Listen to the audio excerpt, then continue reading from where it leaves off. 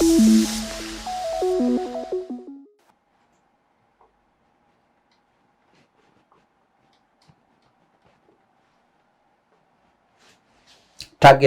costing. Target costing is yet another proactive cost management approach that focuses on determining the maximum allowable cost for product or services in order to achieve desired profit margin. It is a proactive cost management accounting approach or technique that focuses on determining the maximum allowable cost for a product or service, and the purpose is to achieve a desired profit margin target. And you can see this one, candidates, works backward from the market price and the desired profit, and then setting the cost target that the company must meet during the design and the development phase. And one of the key elements of target costing is that it is market driven. The pricing is market driven. It starts by understanding the market price customers are willing to pay. And that is influenced by factors like the competitors' pricing. If you want to know how much customers are willing to pay, you can also check what competitors are charging. You may also consider factors like the perception of customers, that is perception in relation to value. The customer perception of value and just the overall market demand of the product. So that is one element, market-driven pricing. Another element is the target profit margin. Target profit margin. One is pricing, then we have profit margin. So here the company establishes a profit margin. The company has to establish in advance the profit margin that it would want to achieve with the product or service. So we start with the pricing, then there is profit, then there is now the cost calculation. Then the target cost is calculated by just subtracting the target profit margin from the expected selling price.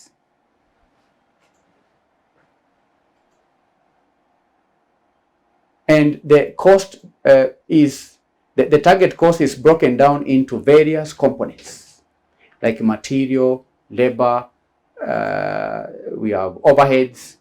That has to be done in order to identify areas for cost reduction or improvement. And for target costing to be successful,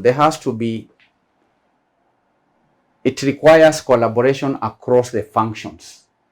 Target costing requires what we call close collaboration between different departments like marketing, design, accounting, manufacturing, and so on. The purpose is to ensure the target cost is achievable throughout the product development process. And the target costing candidates, it's important to also state that may use techniques like what we call value engineering, that is used to identify ways to reduce costs without sacrificing the product quality and the functionality of the product. So when discussing target costing, it's important to understand those elements. First of all, we have the setting of the price, which is market driven. The price of a product is market driven.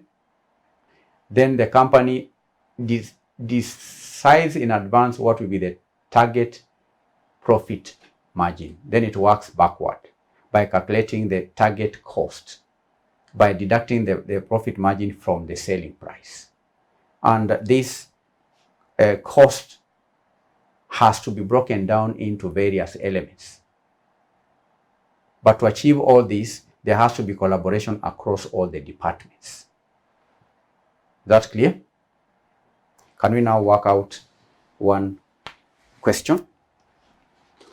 Let's look at a question on target costing. This is yet another past paper question. Innovate Limited manufactures and sells a wide range of products. The company is in the process of introducing a new product in the market branded Zedo. Currently, the selling price for new products has been calculated on a cost plus basis, and a marketing administration approach to pricing has been applied. Okay. The management has decided that a target costing approach should be applied to development and marketing of Zedo. So the company has been using a different approach. Now they are shifting to target costing approach. The following information relates to the operations of Innovate Limited and the production of Zedo. 1. The estimated production volumes for a 3-year product market life cycle is as follows. So we have projections for the units for the 3 years: 1.6 million, 1.8 million, 1.52 million for 2013, 2014, and 2015 respectively. In the year 2013, production is estimated to be 32 units per labor hour. In the year 2013, production is estimated to be 32 units per labor hour. As employees become more familiar with the production process, it is expected that productivity will increase by 3% in the year 2014 and further 2% in the year 2015. Number 2, labor is currently charged to products at the rate of 240 shillings per hour. A 3-year remuneration package has been negotiated with the workforce. This provides for a 5% increase in the year 2014 and a further 4% increase in the year 2015. Number 3, material costs are estimated to be 9 shillings per unit of output in the year 2013. As a result of long-term supply contracts with suppliers, these will be reduced by 2% at the beginning of the year 2014. There will be no further changes. Number 4, variable costs are charged to products on labor hours basis at a rate of 320 shillings per hour in the year 2023. Variable overhead costs are expected to rise by 5% in the year 2014 and a further 4% in the year 2015. Number 5, fixed overheads allocated to the product are estimated at 8,680,000 in the year 2013 and are expected to increase by 4% in each of the following 2 years. Number 6, research has indicated that selling price of 38 shillings per unit for years 2013 and 2014 and 35 shillings per unit in the year 2015 will lead to the anticipated sales volume. Number 7, a target profit margin of 20% has been set. Required. Using a target costing approach, calculate the following. Roman 1, the total cost per unit for each year. The total cost per unit for each year. Roman 2, the cost gap per year. The cost gap per unit for each year. Then lastly, total cost savings which must be achieved in the 3 years of the product's life cycle. That is the question.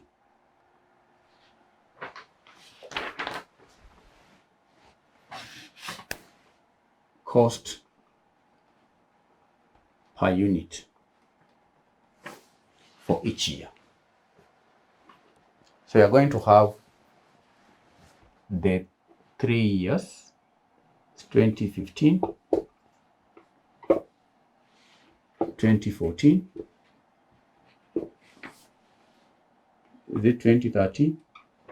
2013? Yes.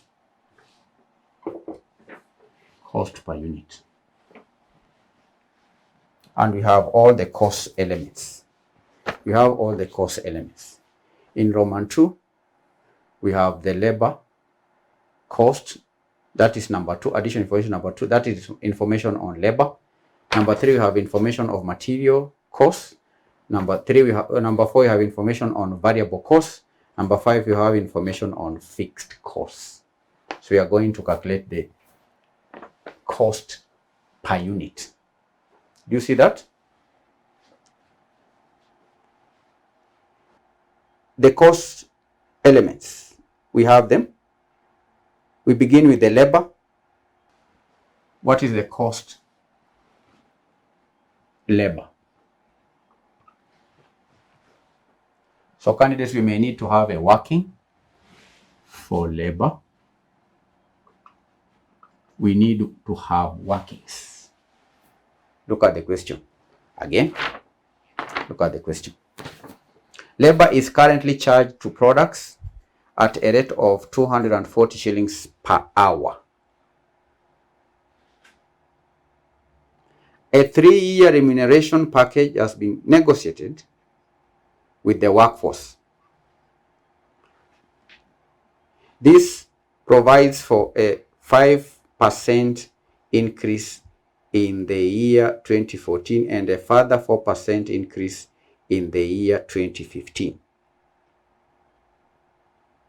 So the labor is currently charged to products at a rate of 240 shillings per hour. So that is cost per hour is 240.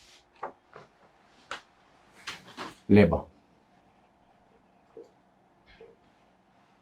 So in 2013, we are told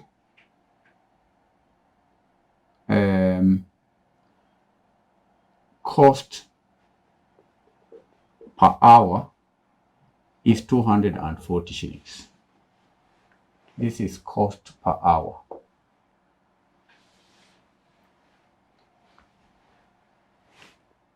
Cost per hour is 240,000 shillings. 240 shillings. Do you see that? Look at the question again. Labor is currently charged to products at a rate of 240 shillings per hour. Then we read that a 3-year remuneration package has been negotiated with the workforce. This will provide for a 5% increase in the year 2014 and a further 4% in 2015. So in 2014, this will increase by 5%. So what is the increase?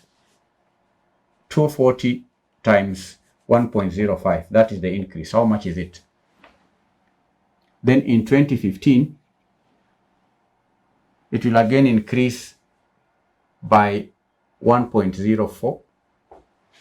So what is the increase? 252. Then this 252 increases again at 1.04. How much is it? 262.08. 262.08.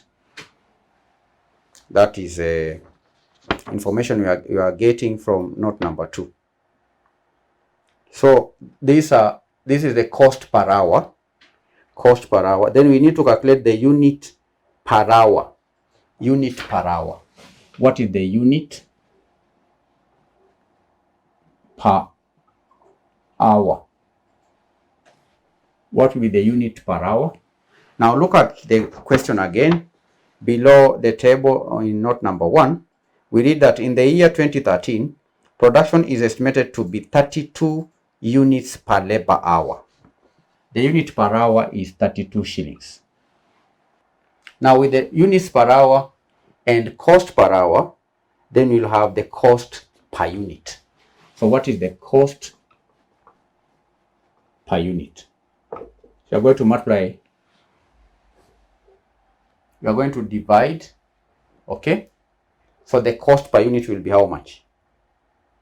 7. Lucy says 7.5. So this is the 7.5. 7.5. And going back to note number 1, we needed to complete this one here. We had not completed that. We read that in the year 2013, production is estimated to be 32 units per labor hour. As employees become more familiar with the production process, it is expected that productivity will increase by 3% in the year 2014 and a further 2% in the year 2015. So the unit per hour in 2014 is going to be 32 times, it will increase by 3% times 1.03. How much is it? We need to calculate the unit per hour in 2014. How much is the unit per hour in 2014? 32.96. 32.96. In 2015 is going to be 32.96 times, is it increasing at the same rate? It's 2%. It will be 1.02. How much is it? 33.6 what? 61.92. 61.92. So let's then get the cost per hour. 252 divided by 32.96. How much is it? This is 7.65. Give me for 2015. 7.8. This is 7.8. So that's the labor cost, working 1. We transfer the labor cost here, 7.50, 7.65, 7.80. That is labor cost. We add the material cost per unit. What is the material cost per unit? We have another working for material cost. Material cost. This is one material cost, labor cost, material cost. What information do we have on material costs? Look at note number 3. Material costs are estimated to be 9 shillings per unit of output in the year 2013. As a result of long-term supply contracts with suppliers, this will be reduced by 2% at the beginning of the year 2014. There will be no further changes. There will be no further changes. Cost per unit. What is the cost per unit?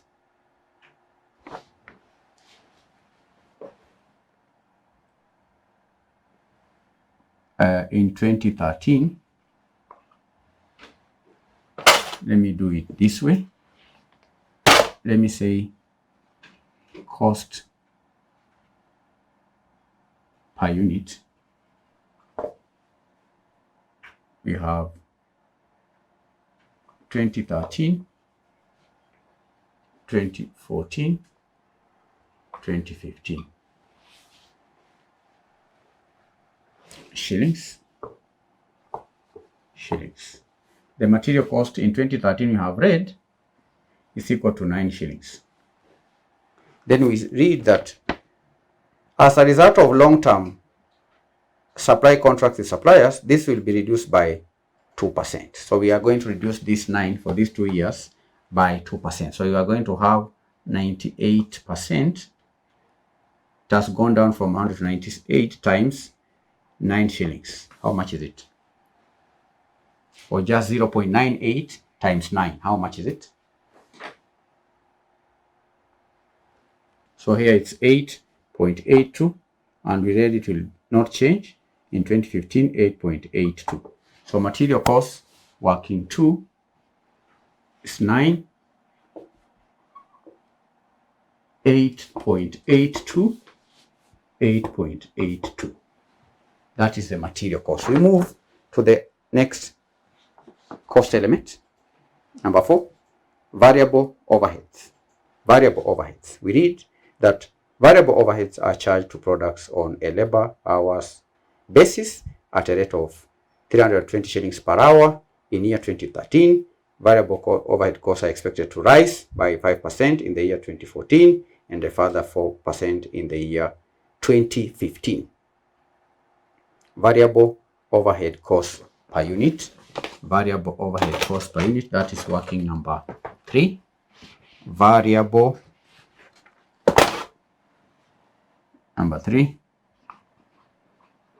Variable overhead cost per unit. What is the variable overhead cost per unit for the 3 years?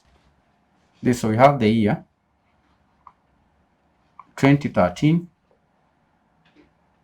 2014, and 2015. Do you see that? So in 2013 candidates, the cost per hour is 20, as read in note number 4. The cost per hour is 320. We also read that this cost per hour will increase in 2014 by 5%. So you're going to have 1.05 times 320. How much is it? Then it will increase again by 5%, 4%, 1.04 times the amount we get here. 1.05 times 320, how much is it? So this is 336. So we multiply here by 336, 2015. How much is it? 2015? 349.44. 349.44. That is the cost per hour. The cost per hour in 2015. 2015. Then we have the unit per hour. Unit, what is the unit per hour? How do we get the unit per hour? Look at the information again. We are told that variable overhead costs are charged to products on labor hour basis. Labor hour basis. The labor hour basis, you can see candidates, the unit per hour is 32. So that will be 32 for the year 2013. Then you have 32.96 for the year 2014. For the year 2015, we have 33.6192. That is the basis for charging this overhead. Variable overhead costs. You can proceed to calculate here the cost per unit. And we just divide 320 divided by 32. Is it 10? Then 336 divided by 32.96. How much is it? How much is it? 2014, 10.19. 10.19. 2015, 349.44 divided by 33.6192. 10.39. So 10.39. So this, we transfer them here. Variable overhead costs, working 3, 10, 10, 10. So we have calculated the labor cost per unit, material cost per unit, variable overhead cost per unit, the variable overhead cost per unit. Then moving down there in note number 5, you have the fixed overheads, which are allocated to products, are estimated to be 8,680,000 in the year 2013 and are expected to increase by 4% in each of the following year. Fixed overhead costs. Fixed overhead costs. We'll also have a working for fixed overhead costs per unit. Fixed overhead cost per unit, number 4. Fixed overhead cost per unit. Year. Then we have the total. We have the total candidates, the total cost, fixed cost. This is 2013 total fixed cost. In 2013, we've read it. We've read it there. Per year is 8680. 8680. 2014, 8680. 2015, 8680.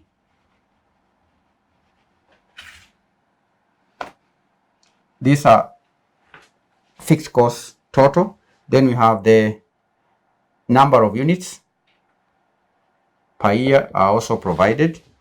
Number of units in note number 1, 1.6 million,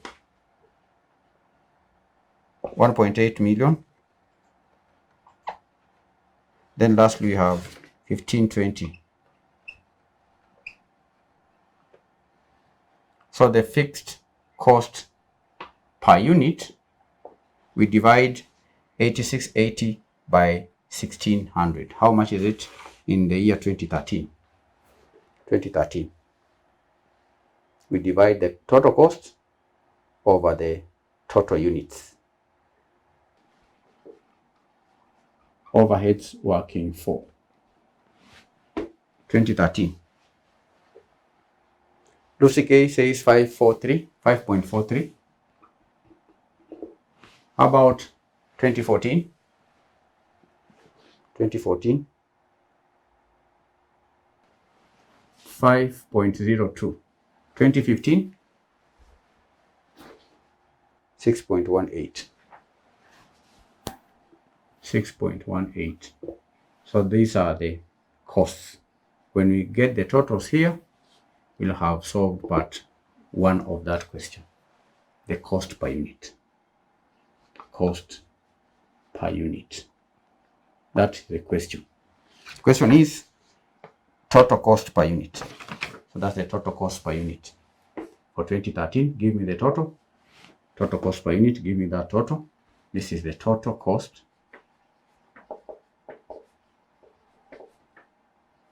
per unit. 2013, how much is it? 31.93, 2013. 31.68, 31.68, 31.68, 2015, 33.19, 33.19. So that is part 1 of the question. Part 2 reads, cost gap per unit for each year. Cost gap per unit for each year. So these are the estimated costs per unit.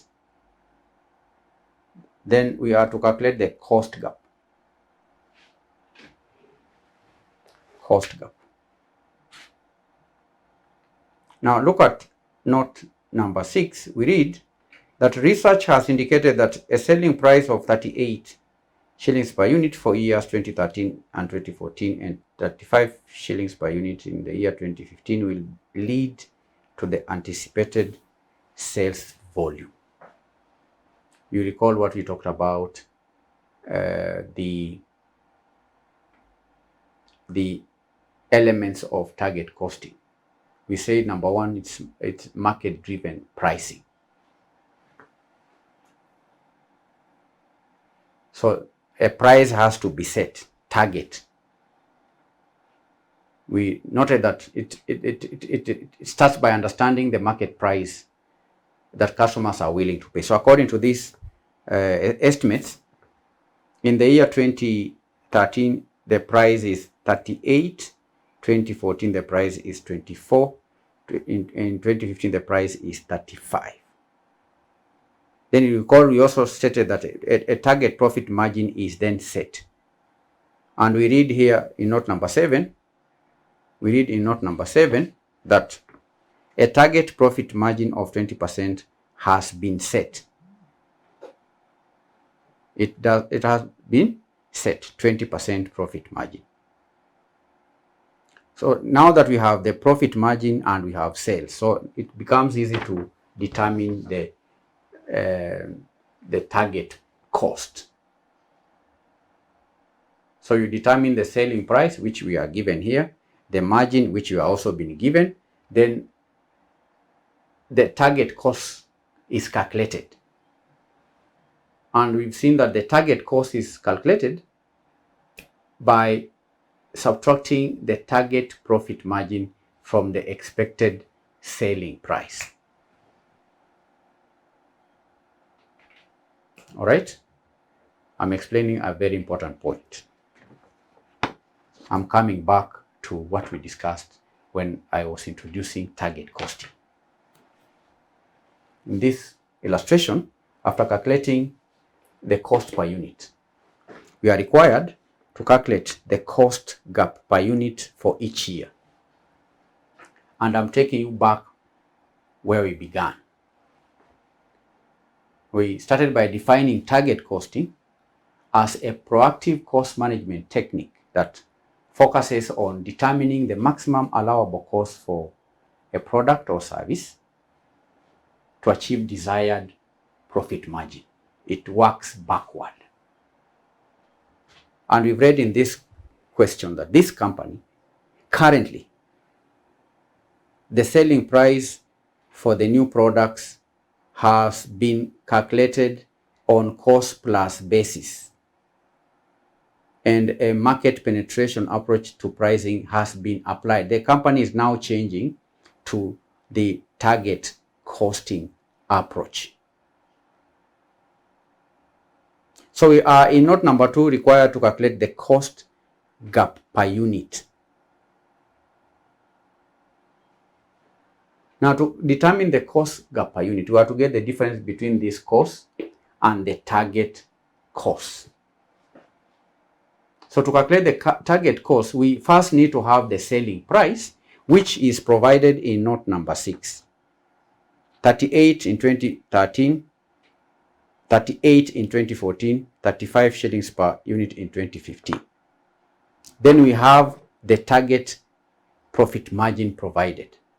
So with the selling price per unit and the target profit margin provided, then it's possible to calculate the target cost. So can we do that?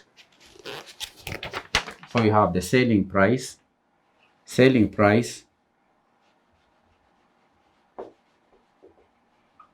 per unit is 38 shillings. These are in shillings. 38 shillings in 2013, 38 shillings in 2014, 35 shillings in 2015.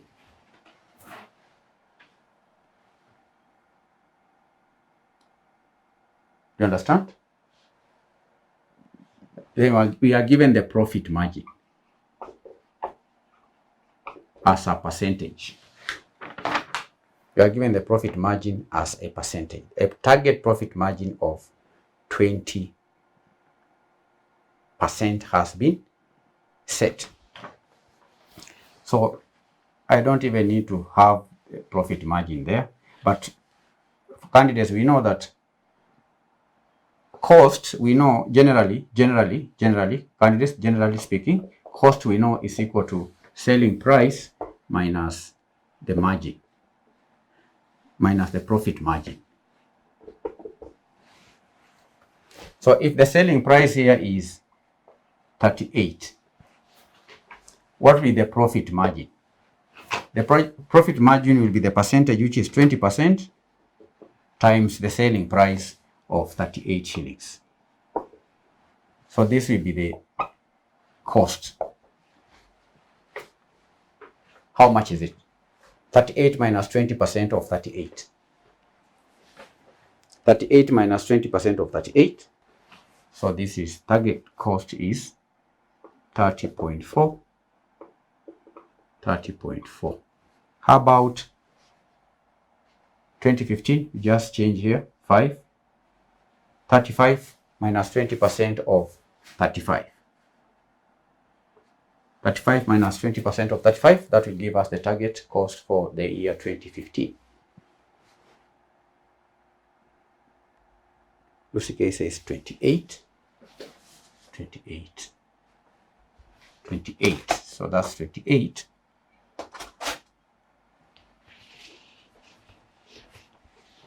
That's the target cost, and we have the current cost. We are required to calculate the cost gap per unit. Cost gap per unit. So you get the difference. 31.92 minus 30.3. That is the gap. The cost gap. 31.93 minus 30.4. How much is it?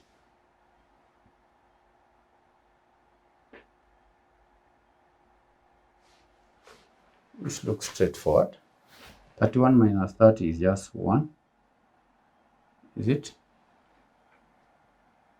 Yeah. 1.93. 1.93. Am I right? This minus that. This minus that. This minus that will give us the cost gap. 2014 is 1.5. So yeah, there is a 0.4 here. 1.5. 1.53. 2014, 1.28. 1.28. 2015, thank you Lucy for your calculations. 5.19. 5.19. So this is the cost gap. So we are answering here part 2. This was part 1. So part 3 of the question reads, total cost savings which must be achieved in the 3 years of the product's life cycle. Now for the cost savings, it's called cost savings which must be achieved. Number 3, cost savings.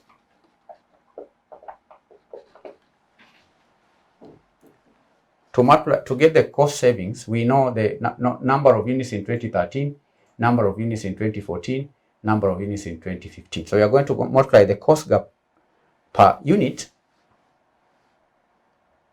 Is it cost gap per unit? Yes, by the number of units. By the number of units. So how much is it for 2013?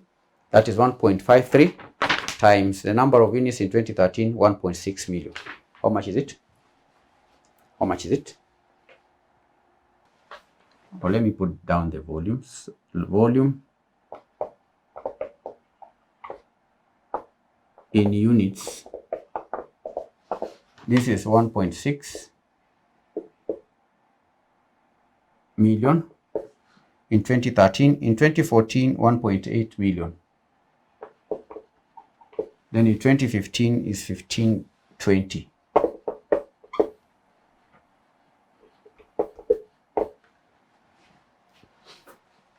Those are units.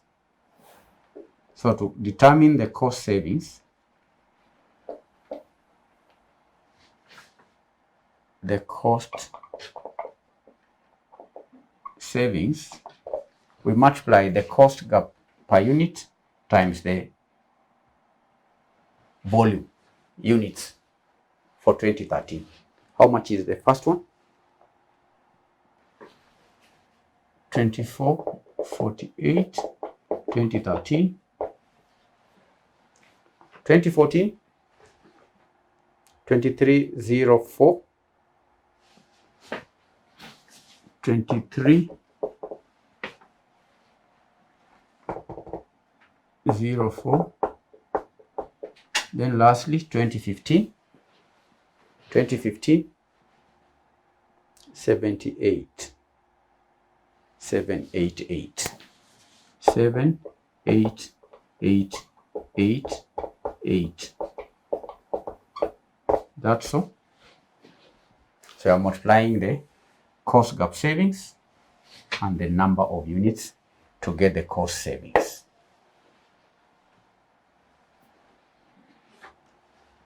Have you understood?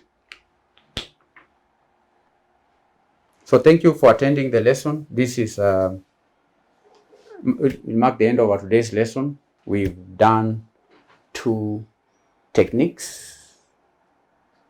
In our next session, we are going to consider the Kaizen costing technique. Thank you for your time. Bye-bye.